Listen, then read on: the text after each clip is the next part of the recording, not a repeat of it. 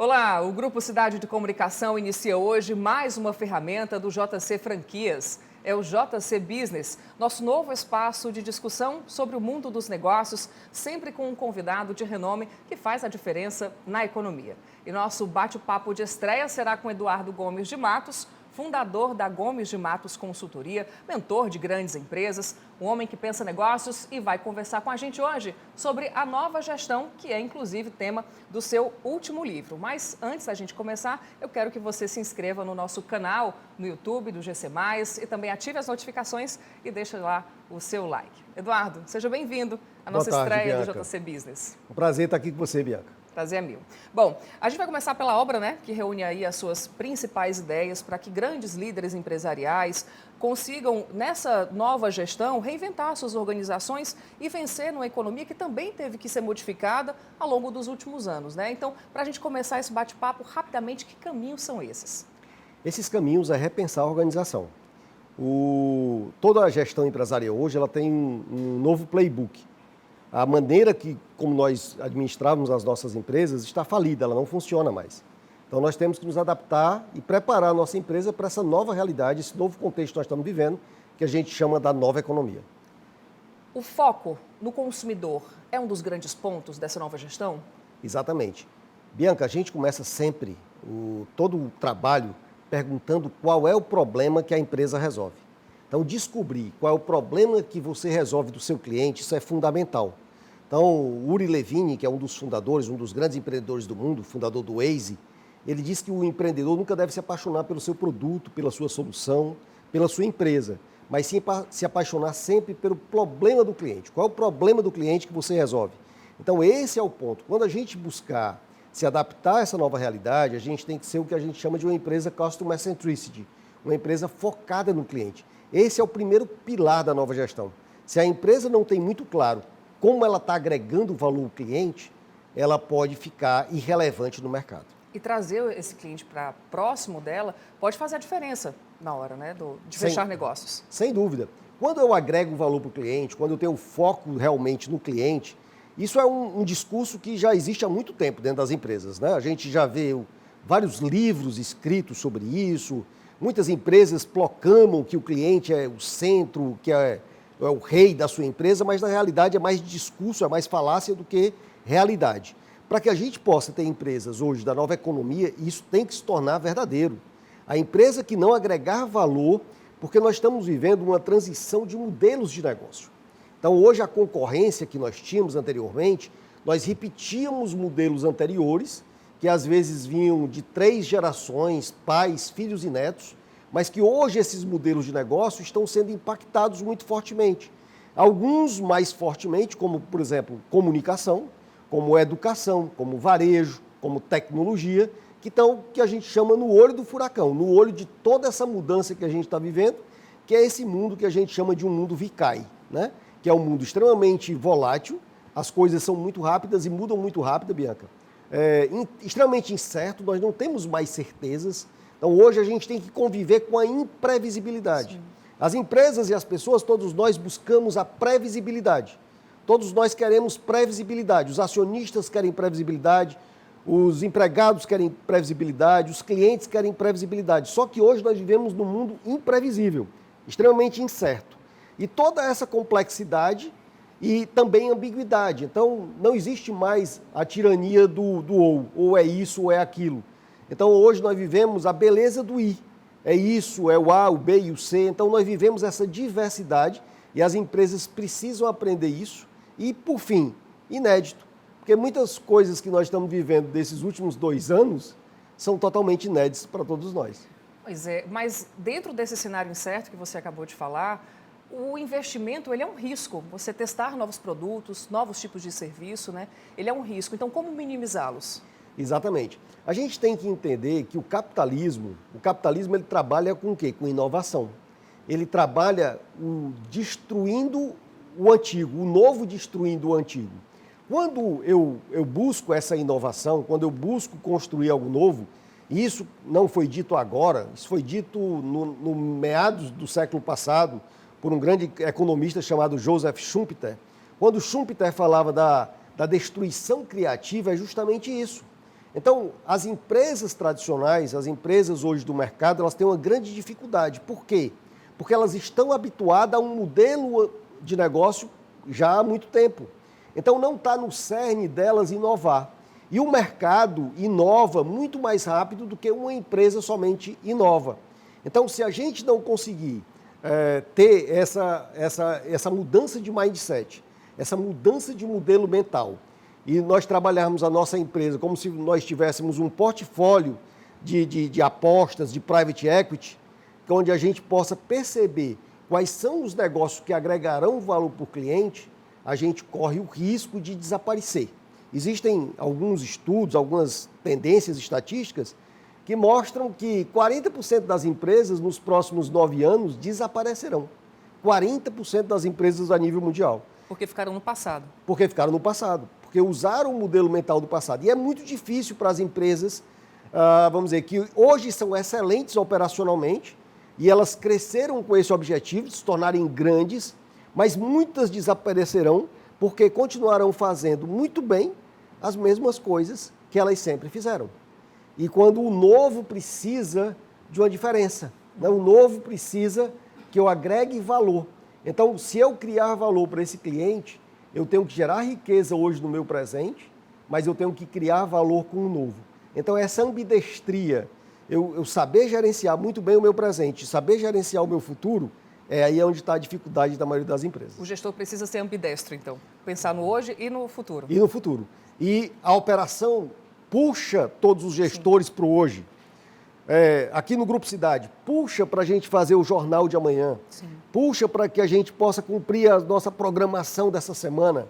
Quando a gente precisa ter tempo também para pensar em como o consumidor irá se informar, como ele irá se entreter.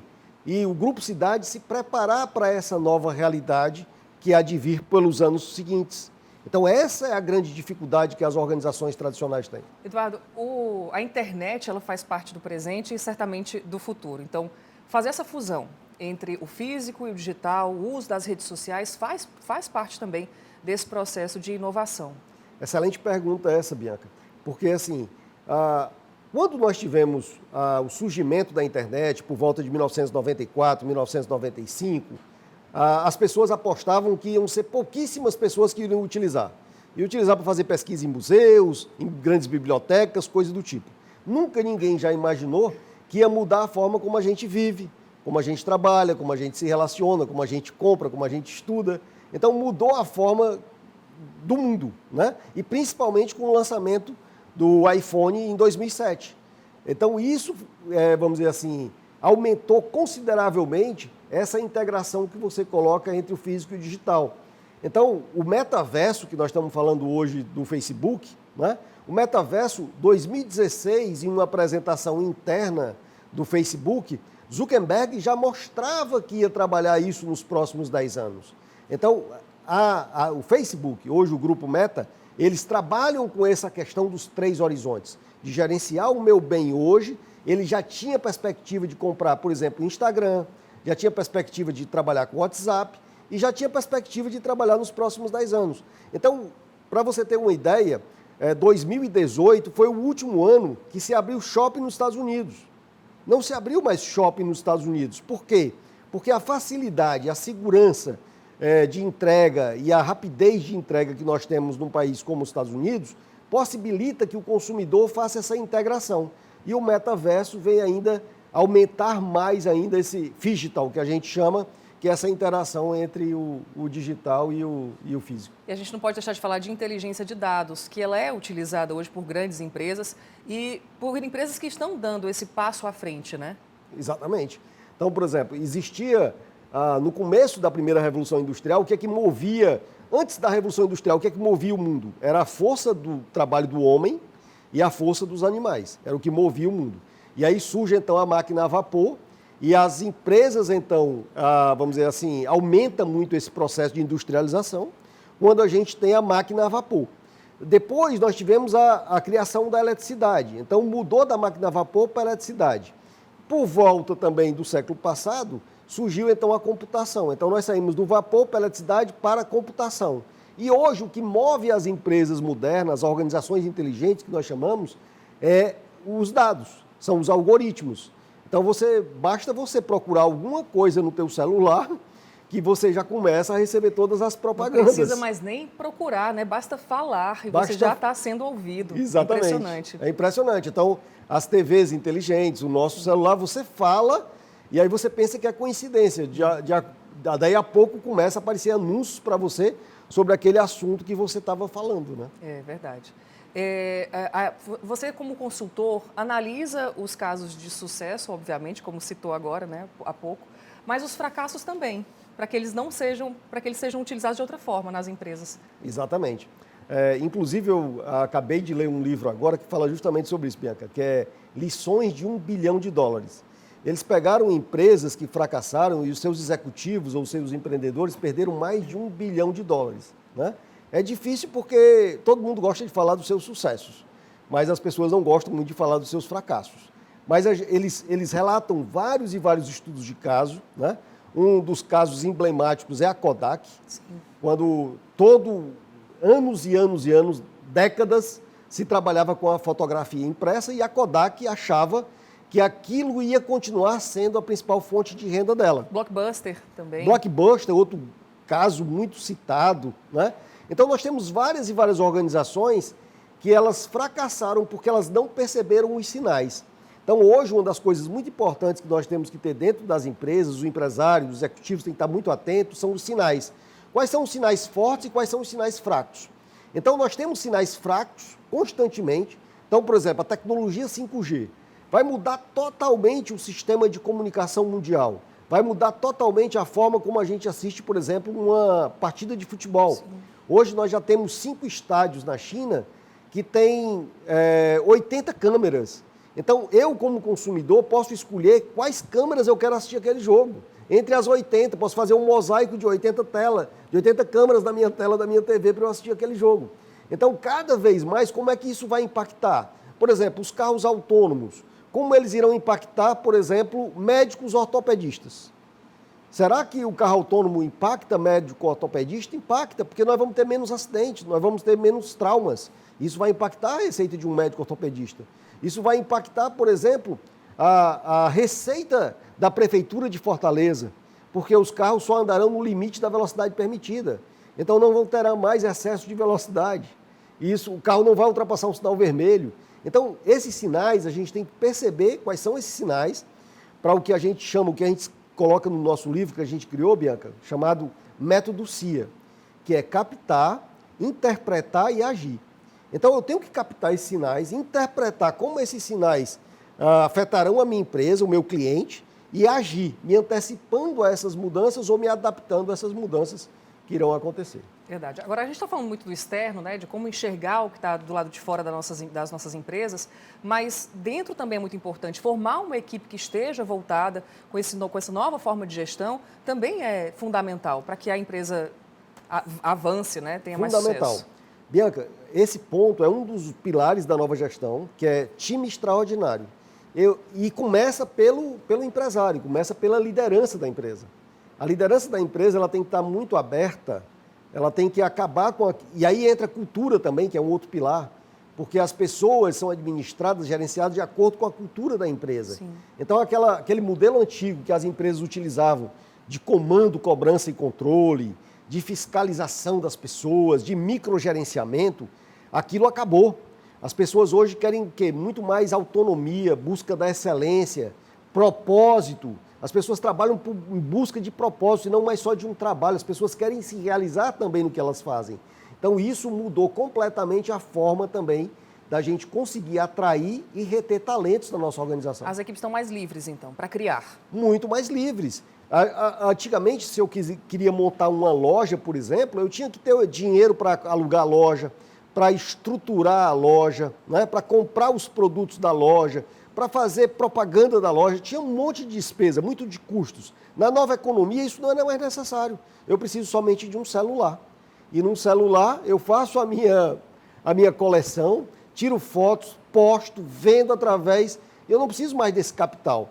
Então, isso facilitou com que as pessoas elas tenham muito mais mobilidade nos trabalhos que elas realizam. As pessoas dizem assim, o trabalho vai acabar. Não, o trabalho não vai acabar. O emprego vai acabar. mas trabalho continua. E as pessoas dizem assim, ah, mas o robô não vai substituir a gente? Não, não vai substituir a gente. Ele vai fazer trabalhos que são arriscados, perigosos, aqueles trabalhos como uma solda de uma indústria automobilística. Eu não preciso mais que um ser humano esteja fazendo aquele trabalho tão desgastante. Um robô faz aquilo. Mas cada vez mais as novas habilidades que o Fórum Econômico Mundial coloca são as habilidades de criatividade, são as habilidades de relacionamento interpessoal, são as habilidades de liderança, são as habilidades que nós nascemos com essas habilidades, que nós somos humanos. Então, cada vez mais nós temos que ser mais seres humanos ainda. Esse processo de transformação é um processo contínuo, mas qual o primeiro passo que eu, enquanto empresário, devo tomar para... Não, agora eu quero mudar minha empresa. O que é que eu devo fazer primeiro? Primeira coisa que a gente começa um processo de mudança sempre, né? Eu digo sempre que o trabalho do consultor consiste em 3 grandes etapas. Fazer um diagnóstico, elaborar a solução para aquele problema e depois implementar aquela solução. É mais ou menos quando a gente vai a um médico. Sim. Ele pede uma série de exames para que a gente possa entender qual é o problema, para que ele possa traçar, definir o tratamento ideal para a gente.